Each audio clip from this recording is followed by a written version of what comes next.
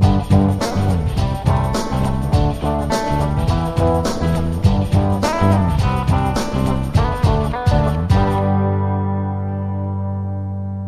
and welcome to the Best Thing From podcast. I'm Kev. And I'm Steve. And have we just done that in one take? Because it never used to be like that in the old days. I don't know, does this count as a take? I didn't even realise we'd started. Yeah, this is it. We're back. Anyone who's not heard us before, this is actually season 2 of the Best Thing From podcast. You won't have come across it unless you've been trawling iTunes about 2 years ago. Because it's 2 years since we finished doing this podcast regularly. Weird. It is like weird. It wasn't that long ago. No, it's 2 whole years. Since then, we've kept our fingers in the podcast pie with something about gaming. Don't even remember what it's called. No. I wouldn't even bother listening to it. It's not very good.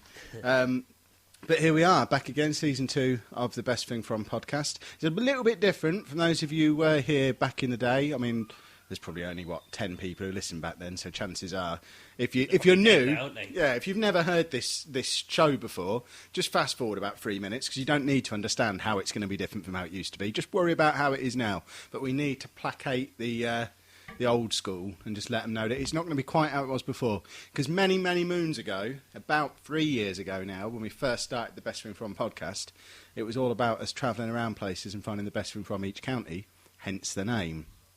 Why don't we do that anymore, Sheepdog? Can't afford it. Yeah, exactly. We ran out of money. We did everything that was near our house and realised that to actually go further afield, you have to put petrol in the car and you have to have money to get in places. We did used to try and swindle companies by telling them we're from the internet, and that did get us got us some free beer and a bit of Hazelett, but didn't really get us a lot else. Didn't manage to get us into any theme parks or tourist attractions, which is what we really wanted. So we knocked that on the head, started waffling about games every week. But here we are, we're back. This show isn't really about anything.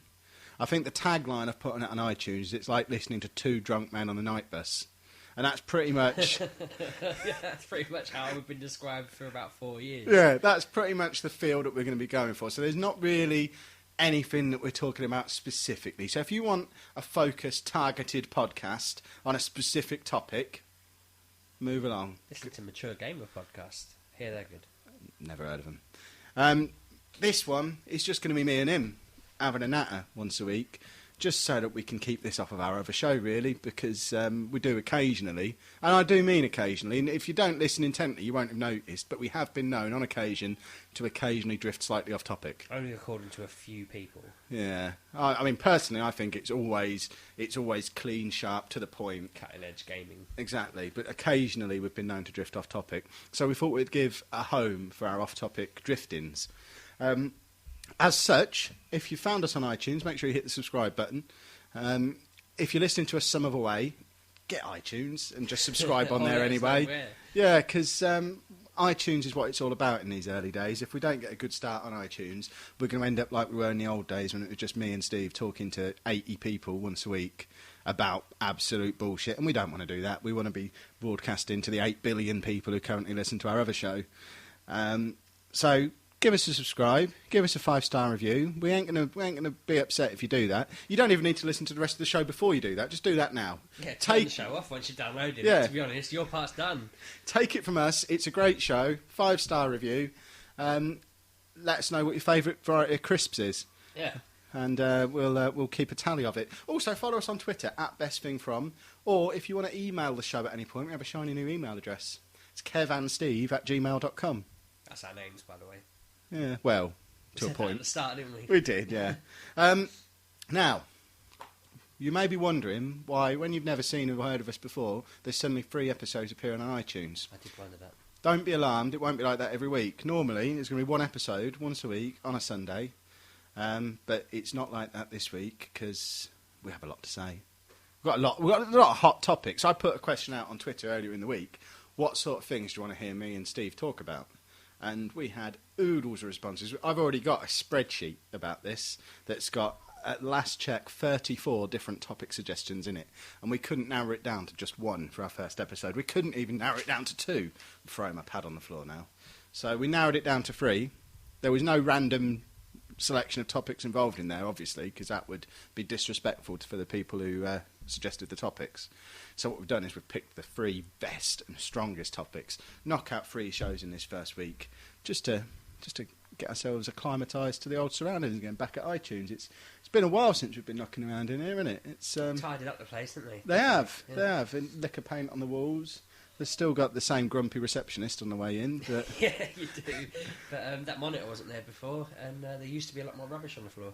Well, yeah, exactly. The monitor is quite new. It's quite stylish as well. I haven't thought of another use for it yet, but basically, me and Steve are sat around a table in the recording studio, laptop in front of each of us, and in between the two of us, we have a rather large computer monitor that has squiggly lines on it that I'm not really sure if that's the best use for that monitor. We'll come up with something.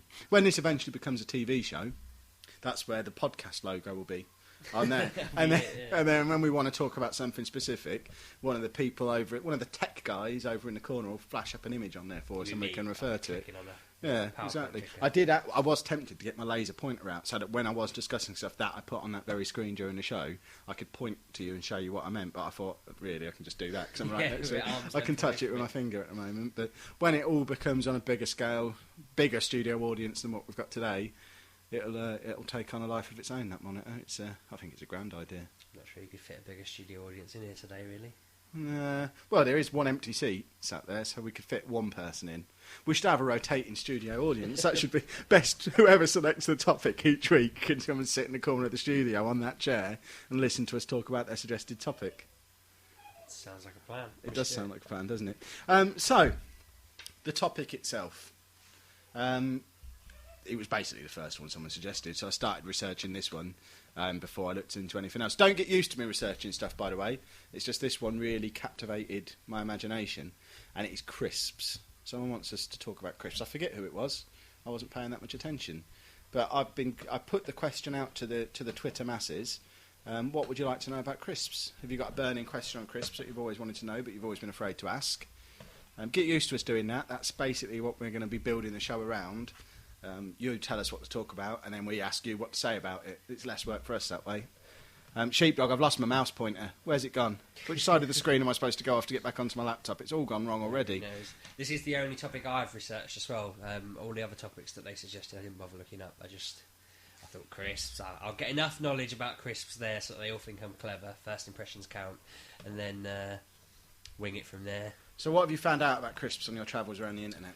Well, I reckon you're going to tell me I'm wrong, but I found out where the crisp was invented.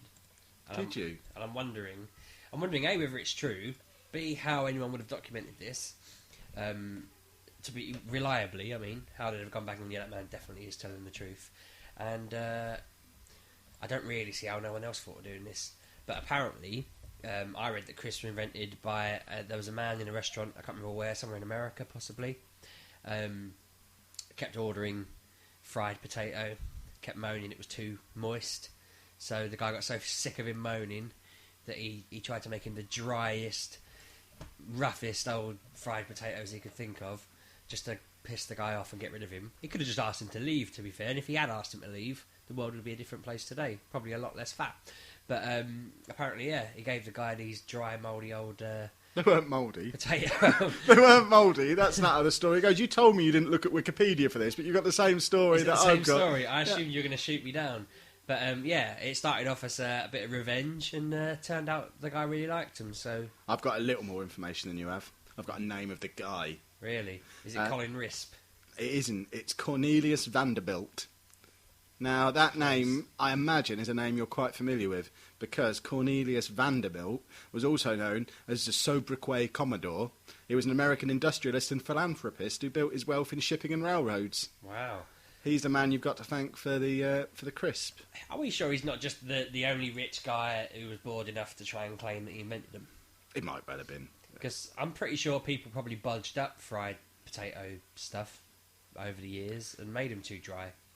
I can't believe no one thought to just slice them really thin, because that's all the difference is, really, isn't it? I mean, have you ever made crisps yourself, Sheepdog? No, I was going to ask you this. Have you ever made them? I haven't. My mum used to make them sometimes. Right. Basically, when she was making chips, she would always, the bits that, when she was peeling them, she'd peel off a little bit extra. Once she'd got the skin off, she'd do another extra layer of peeling of just crispness, and that would go in the fryer with the chips. So you'd have, on a Saturday lunchtime, before you went to the football, you'd have your sausage and chips sat there, But you'd also have a couple of crisps on the side of the plate as well, and they were amazing. I was wondering, because when I was reading this, I found a few recipes that said it is just a matter of thin potato lobbed in an oven for 25 minutes, and I thought, why does anybody buy them? You ain't going to be putting them in the oven. You've got to fry them, man. It says you can put them in the oven. Who says you can put them in the oven? The internet. I want facts now, because I don't believe you can put them in the oven. I think a lot of these Walkers say they're oven baked on the packet, don't they? Do they, bollocks? Give me a pack of Walkers. Yeah, now, we've got a pack of there's- Walkers. I can see. I can see a green pack. Yeah, your hand's nearly there behind that box of Special K. There you go. You're nearly there. There you go. You've got a pack of Walker's salt and vinegar there.